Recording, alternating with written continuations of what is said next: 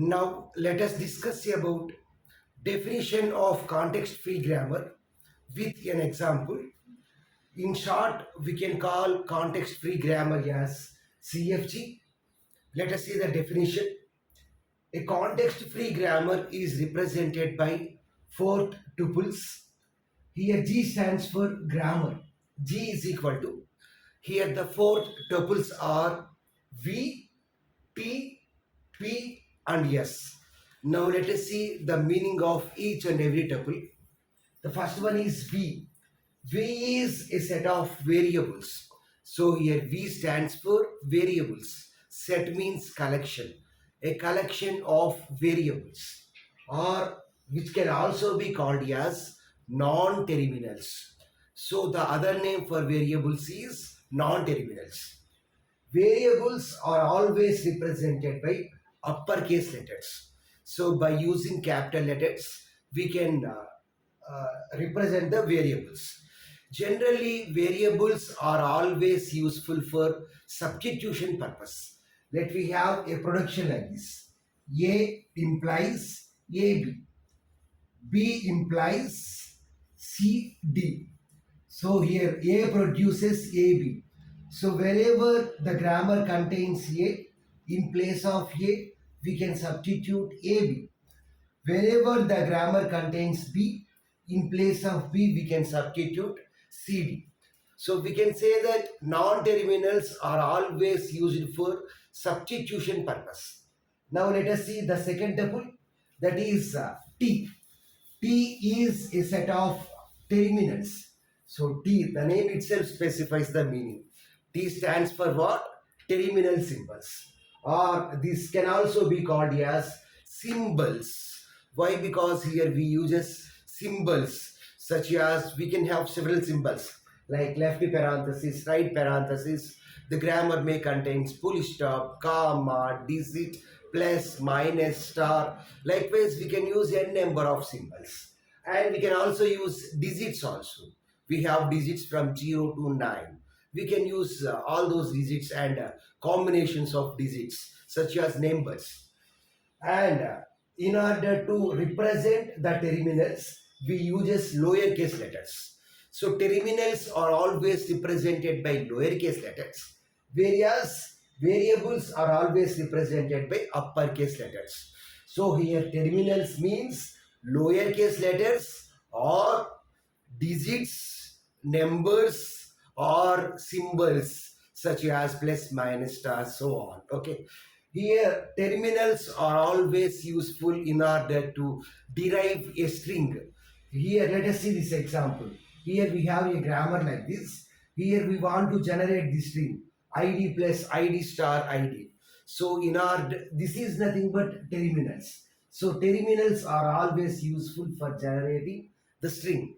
Terminals are not used for substitution purpose. So in order to derive this string, we have to use the terminals.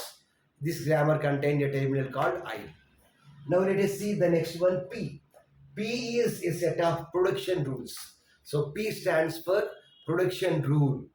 Here the production rule is of the form A implies alpha, A produces alpha, where A belongs to V. So that means A is always a variable. A is always a non-terminal. This is left hand side. So A means A should always contains one non-terminal, one uppercase letter. Whereas here the right hand side is alpha. What is alpha? Alpha belongs to VUNT whole star. So alpha is a combination of non-terminal and or terminal, including zero occurrences. So zero occurrences means epsilon. So here in the right hand side, we can have epsilon, or we can have a combination of non-terminal and terminals. Okay, there is no problem. We can have both non-terminal and terminal, or we can have only non-terminal, or we can have only terminals. So there is no problem. Why? Because here we use OR operator. So combination. Okay. And the last one is yes. Yes is start symbol. Here start symbol is always a non-terminal. Start symbol means the first production left hand side non-terminal. Let us see an example for this. Let we have productions like this. A implies AB, B implies CA, next C implies DE. Okay. So here what is the first production? This is the first production. What is first production left hand side? A. So this A will become what? Start symbol. Okay. So this is about the definition, the formal definition of the context free grammar. Now let us see an example for this. Consider the grammar E produces E plus E, or so here E contains totally 4 productions. First production, second production, third production, fourth production. Okay. So E produces E plus E, or E star E, or left parenthesis E, right parenthesis E, or ID. So totally here we have 4 productions. Now in this grammar, what is V? What is V? VTPS. V means non-terminal. Here we have only one non-terminal, that is E. And what is T? T means terminals. In this grammar we have terminals such as plus, star, left parenthesis, right parenthesis, ID. So all those are terminal symbols. And what are the production rules? Totally we have 4 productions are there. And what is the starting symbol? Here what is the first production? E produces E plus E. So the first production left hand side non-terminal is E. So E is the start symbol.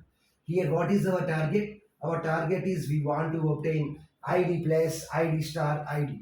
So this is an example. Now let us derive ID plus ID star ID.